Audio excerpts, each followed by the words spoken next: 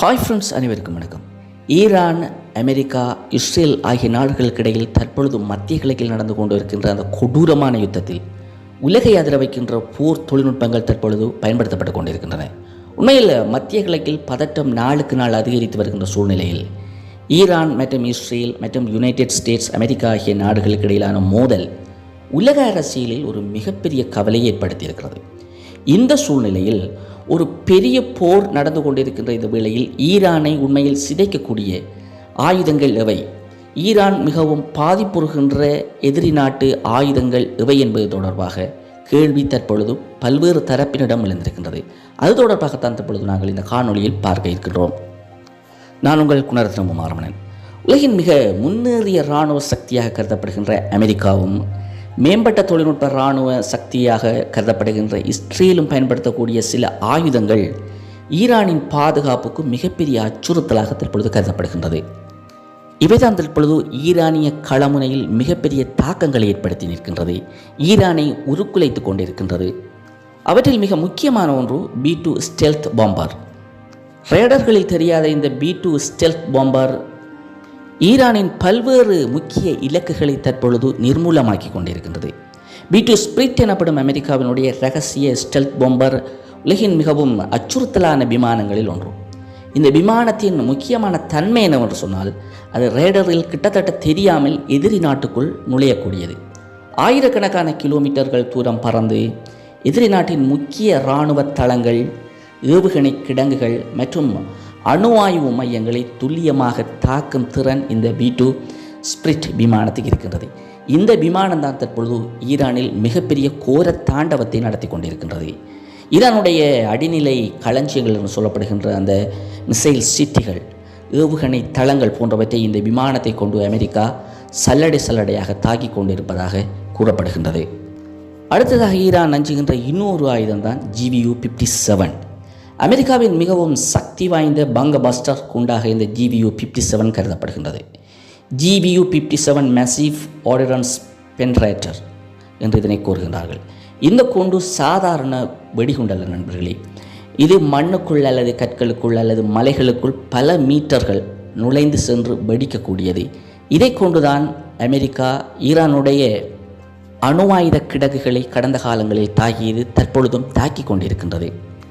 Iran களமுனையில் அமெரிக்காவும் இஸ்ரேலும் பயன்படுத்துகின்ற இன்னும் ஒரு ஆயுதம்தான் டொமஹாவாக். உண்மையில் அமெரிக்க கடற்படையின் மிக முக்கியமான தாக்குதல் ஆயுதங்களில் ஒன்றுதான் இந்த டொமஹாவாக் க்ரூஸ் மிசைல். இந்த ஏவுகணைகள் கடலில் இருக்கின்ற போர் கப்பல்கள் மற்றும் நீர்மூழ்கி கப்பல்களில் இருந்து நேரடியாக ஏவக்கூடியவை. இதை கொண்டுதான் ஈரானுடைய கடற்படையை மொத்தமாக அளித்திருக்கின்றது அமெரிக்கா. 1500 கிலோமீட்டர்கள் தூரம் வரை சென்று மிக துல்லியமாக எதிரிகளினுடைய இலக்குகளை தாக்கும் திறன் கொண்டது இந்த டொமஹாவாக் ஏவுகணைகள். ரேடர்களை தவிர்த்து மிகவும் குறைந்த உயரத்தில் பறந்து இலக்கை அடையக்கூடியது. இவை பொதுவாக விமான தளங்கள், ரேடர் மையங்கள் மற்றும் கட்டுப்பாட்டு நிலையங்களை அளிக்க பயன்படுத்தப்படுகின்றன. இதனைத்தான் தற்பொழுது அமெரிக்கா ஈரான் களமுனையில் பயன்படுத்தி கொண்டிருக்கின்றது. அடுத்ததாக F-35 ஸ்டெல்த் போர் விமானம். இன்றைய உலகில் மிகவும் முன்னேறிய போர் விமானங்களில் ஒன்றாக கருதப்படுவதுதான் இந்த F-35 லைட்டிங் II.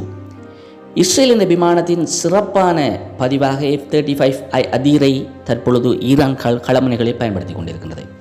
இந்த விமானம் ஸ்டெல்த் தொழில்நுட்பம் கொண்டதால் எதிரி ரேடர்கள், குறிப்பாக ஈரானுடைய ரேடர்களில் கண்டுபிடிப்பது என்பது மிகவும் கடினமான ஒன்று. மேலும் இது மிக துல்லியமான குண்டுகள் மற்றும் ஏவுகணைகளை பயன்படுத்தி ஈரான் இலக்குகளை, ஈரானுடைய இராணுவ இலக்குகள், ஈரானுடைய மிக முக்கியமான கேந்திர நிலையங்களை தற்பொழுது தாக்கி கொண்டிருக்கின்றது. அடுத்ததாக சைபர் தாக்குதல்கள். நவீன காலத்தில் போர் என்பது ஆயுதங்களால் மட்டுமல்ல, கணனி மற்றும் இணையவழி தாக்குதல்கள் மிகவும் முக்கியமானவை என்பதனை இந்த ஈரானிய களமுனை நிரூபித்து நிற்கிறது. இஸ்ரேலினுடைய மொசாட் மற்றும் அமெரிக்காவினுடைய central intelligence agency, national security agency போன்ற அமைப்புகள் சைபர் போர்த்திறனில் உலகில் மிகவும் முன்னணியில் இருக்கின்ற அமைப்புகள். இந்த அமைப்புகள் ஈரானில் ஆடுகின்ற ஆட்டம் கொஞ்ச நெஞ்சமல்ல.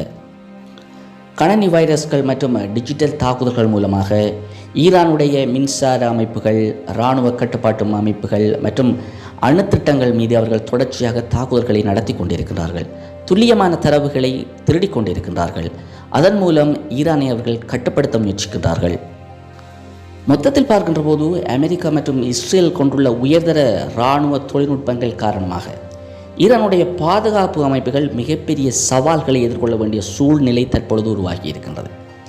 ஸ்டெல்த் விமானங்கள், பங்கபஸ்டர் குண்டுகள், குரூஸ் ஏவுகணைகள் மற்றும் சைபர் தாக்குதல்கள் ஆகியவை ஒன்றாக பயன்படுத்தப்பட்டு கொண்டிருப்பதால் ஈரானுடைய பாதுகாப்பை சீர்குலைக்கின்ற நடவடிக்கைகள் துரிதப்படுத்தப்பட்டிருக்கின்றது. இவற்றின் மூலமாக ஈரானில் ஒரு ஆட்சி மாற்றத்தை ஏற்படுத்திவிட வேண்டும் என்று சொல்லி அமெரிக்கா கங்கணம் கட்டி கொண்டிருக்கின்றது. இவை எல்லாவற்றையும் முறியடித்த வண்ணம் ஈரானும் தற்பொழுது நகர்ந்து கொண்டிருக்கின்றது. ஓகே ஃப்ரெண்ட்ஸ், இது தொடர்பான உங்களுடைய கருத்துக்களை காமெண்டில் பதிவு செய்யுங்கள். மீண்டும் ஒரு காணொலியை சந்திக்கலாம். நன்றி.